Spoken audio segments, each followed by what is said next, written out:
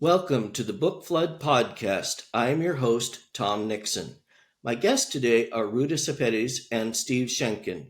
Ruta is an internationally acclaimed #1 New York Times bestselling author of historical fiction published in over 60 countries and 40 languages. Winner of the Carnegie Medal, Ruta is renowned for giving voice to underrepresented history and those who experienced it. Her books include Shades of Grey, Salt to the Sea, I Must Betray You, and others.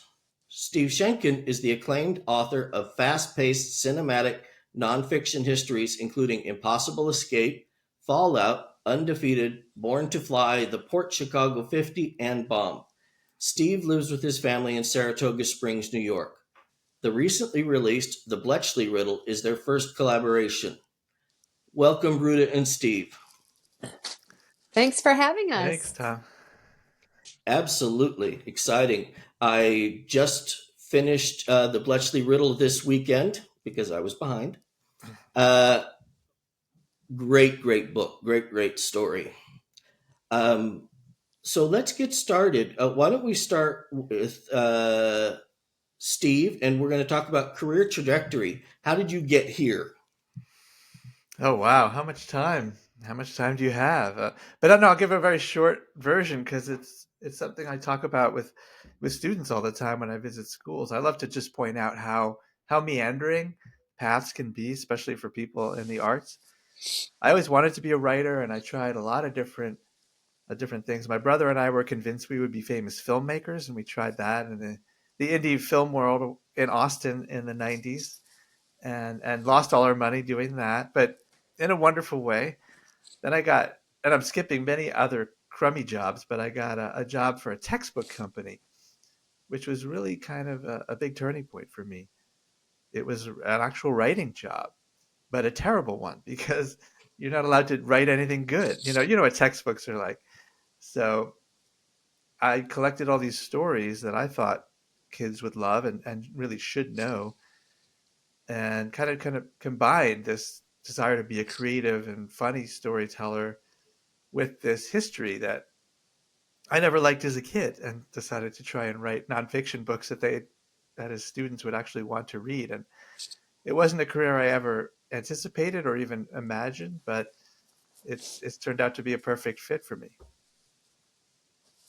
Perfect. And Ruta?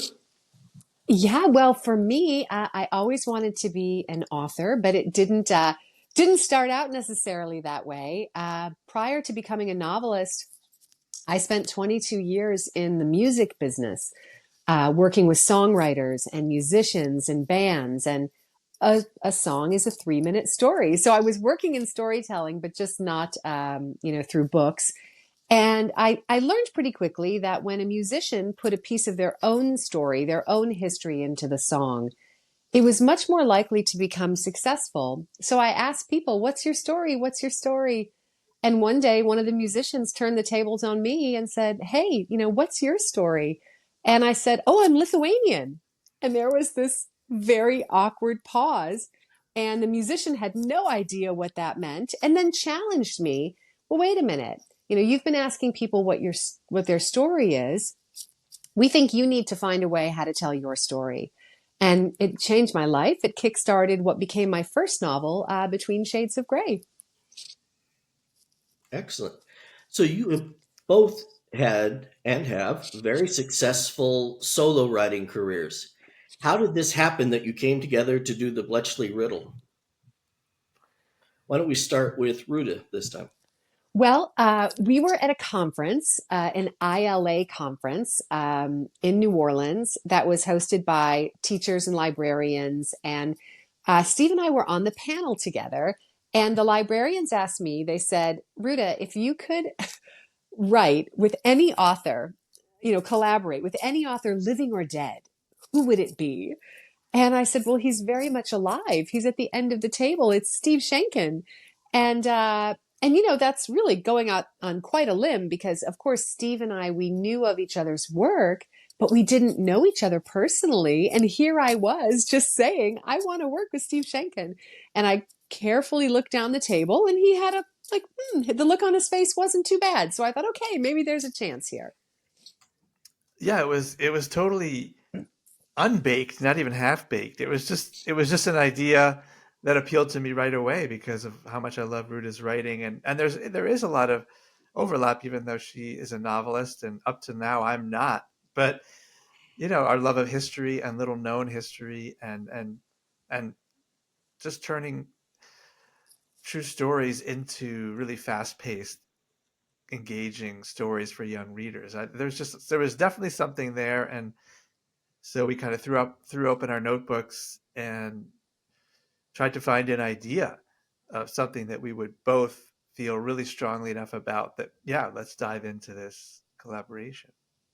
So I'm going to go out on a limb and say that probably this could have turned out differently if you'd looked down there and it hadn't been a best-selling author in both directions. You're kind of going, well, that might be interesting.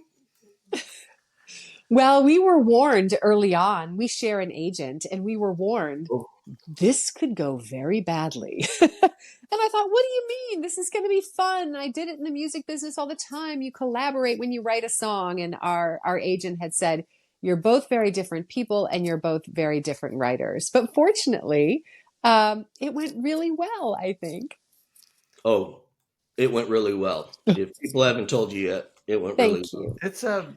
It's not something I had experienced, but I agree, and I didn't have, like Ruta didn't have that experience. My writing experience has been much more solitary, and also really based on very strictly on research. I mean, there's creativity in nonfiction, but this was a real change of pace for me to write fiction where we're making up characters and dialogue, and I really didn't know what to expect at all.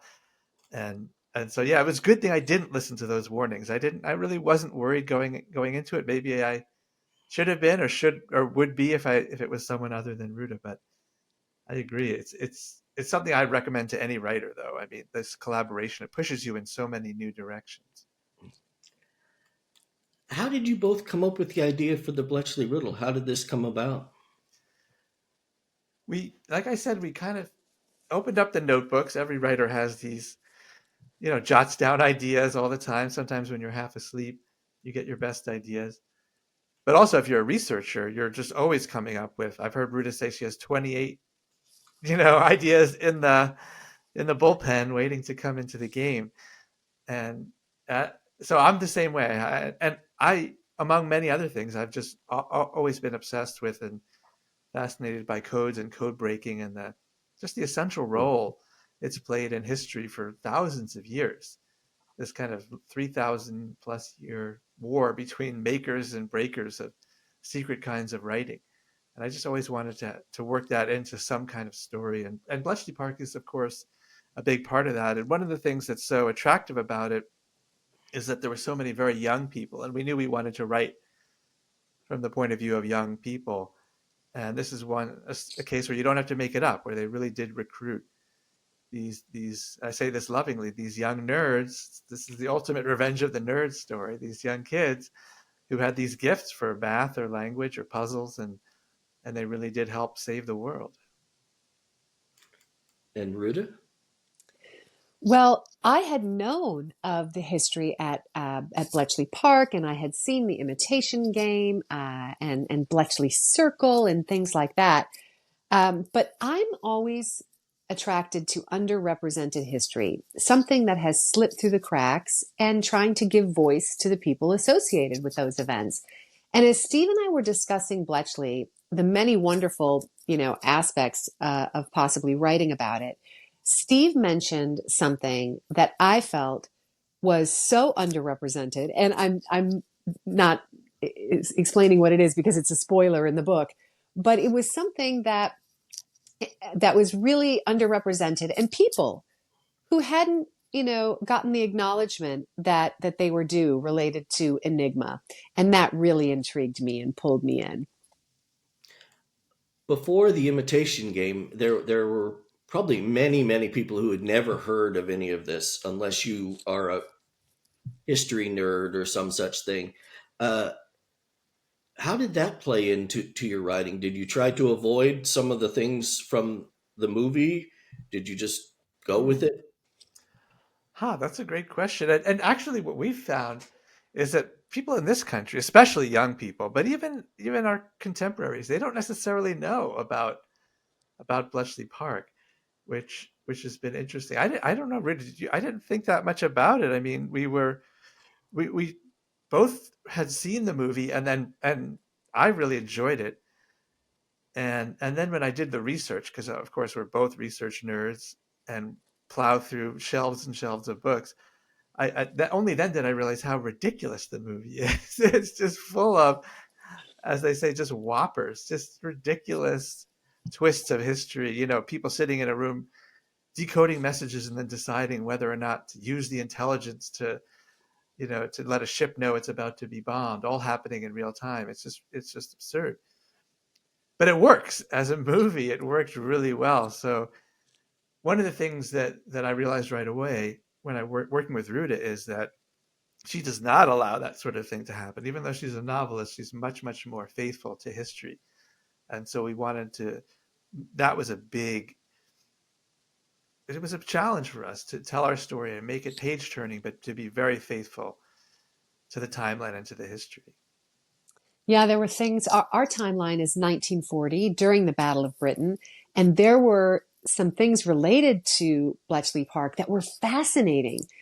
Ian Fleming, who went on to create James Bond, he was at Bletchley Park. And wow, how fantastic that would be. The writer J.R.R. Tolkien was interviewed to be a code breaker. Like all these things that would have served a story.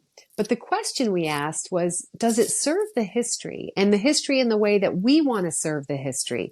Giving it to young readers, which we hope sparks a curiosity then for them to, investigate a little bit more. So we tried to stick very closely to our timeline. Nice. What was your writing process like, That, Ruta? oh yeah, go ahead. Oh, yeah. Well, uh, I laugh because we did a lot of research. We were very excited. We were even discussing plot elements. And then Steve asked about process. And it hadn't occurred to me to ask about process. And it turns out that we had very different processes. As this cliche, are you a plotter or a pantser? And plotters, create a very detailed plot outline, and pantsers fly by the seat of their pants. And for me, once I do all the research, history provides my framework, and I fly by the seat of my pants, making up the story. But Mr. Sheinkin doesn't work like that. And so I think when I was explaining my lack of process, Steve, did you become a little bit alarmed? Yes, I did. And as partly people just develop a strategy that works for them, that's probably rooted in their personality, but also doing nonfiction. Well, you can't really be a pantser because you can't just invent your way out of some conundrum in Act Three of your story. It all has to come from really well sourced documents and history. So I'm very, very much a plotter. I put all my best ideas on index cards. This is very old school, and I build these storyboards, or spread them around my office on the walls, and I strictly write, you know, plot point by plot point through my outline.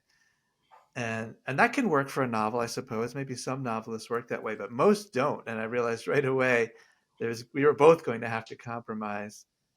This is where I think, Ruta, I think this is where we could have gone terribly wrong. Yeah. If we would have insisted on sticking with our own process, yes, then, but uh, now mind you, I say, oh, we used Steve's process. But then if you ask Steve, he says, no, we actually used a bit of both. And, which I think it was really fun. We had these epic Zoom sessions for 3 and 4 hours going over plot details.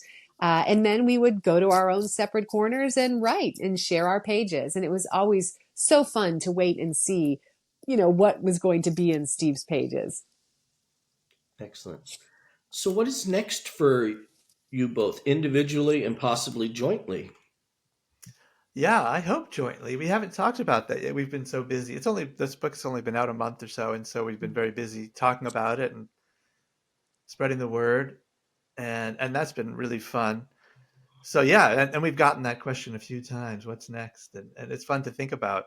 But we're both very busy with other things. Meanwhile, I have my next nonfiction book is in the works, and that's something that I basically finished the research on. It's a Wild West true crime story, and so now I have to write the first draft, the dreaded first draft, and that's what I'm here doing, for the next couple of months, just kind of banging out a terrible first draft, which is a prerequisite to any book.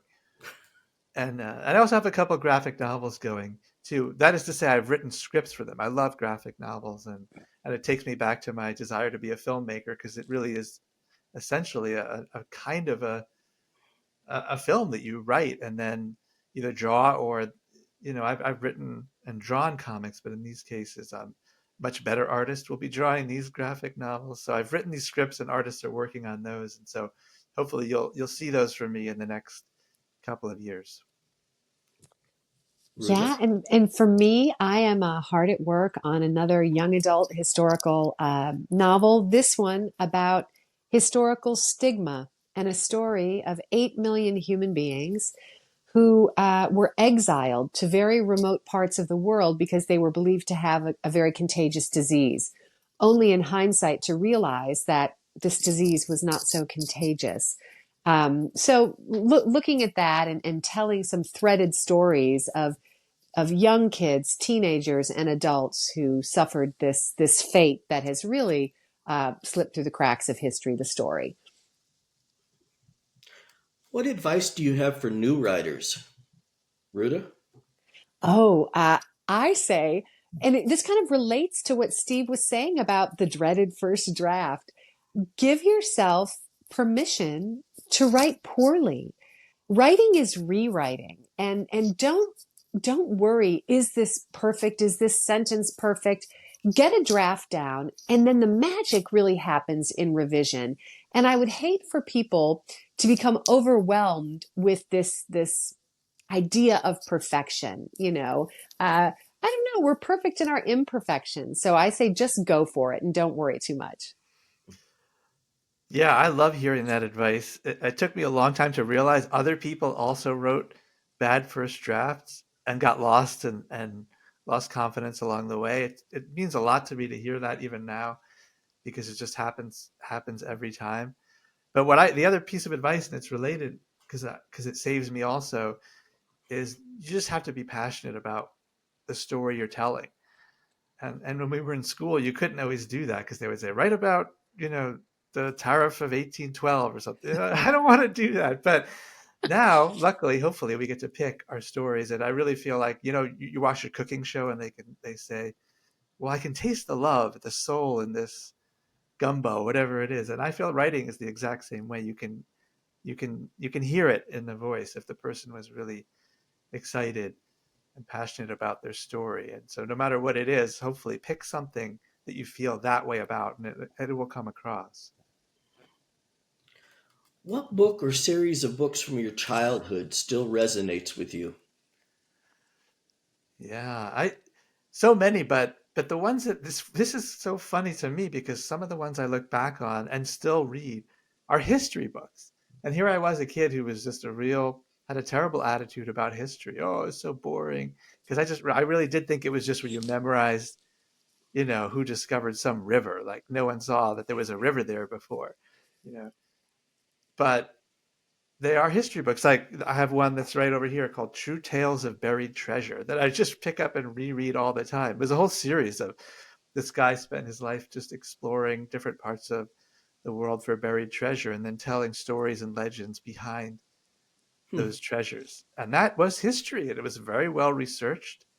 And so it was a combination of this page turning plot with high stakes and an exciting subject matter, but also a lot of just hardcore research and good storytelling. And so I look back to those all the time. I look back to my collection of Roald Dahl books. Roald Dahl, James and the Giant Peach. I loved that book. That book made the world less lonely for me. And I find they have these elements of hope and humor and heart that work so perfectly in concert with each other. So I find myself going back to those books and studying, how he managed to do that. What are you reading now? I'm reading Mrs. Astor Regrets. It's a book that I got at the library book sale. Our library here has a wonderful, semi-annual used book sale, and I'm reading that. And I'm doing a lot of research reading as well for this project that I'm writing about historical stigma. It takes me about 5 to 7 years to write one book, so I work on multiple projects at once. Yeah, there's Five always, I to think, 7 years. That's a thing that is a good call out, because there are people sitting here going, "Well, I could do what she does." 5 to 7 years. But I want them to know that they could do what I do. They absolutely could. But it's what Steve said. You have to be passionate about the topic, Hmm. because if it's a 7 year process, you have to be, committed to it. So, but Steve, what are you reading and these that's days? always a combination of, like you said, books for research. You have to love that too. Sometimes when I describe my job in schools, kids will say some variation of, "Okay, so you do homework for a living." And I have to explain, well, yeah, sort of, but at least I get to decide, on the assignment, because it is a lot of reading. That has to sound like a good day to you. I'm just going to spend 8 to 10 hours today reading a book about the history of codes and look for, three good stories that I could use, something like that. And then in my spare time, I usually have mysteries or thrillers going. Right now, I'm working through some of the Jack Reacher books, which I just had never picked up before now. It's a really good TV series, but the novels, of course, are even better, and I love them. Well, I want to thank you both for coming to the podcast.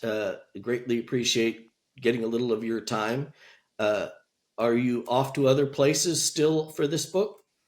Yes, we're going to Boston this week and go visiting schools and talking to teachers, just the usual people that we love talking to.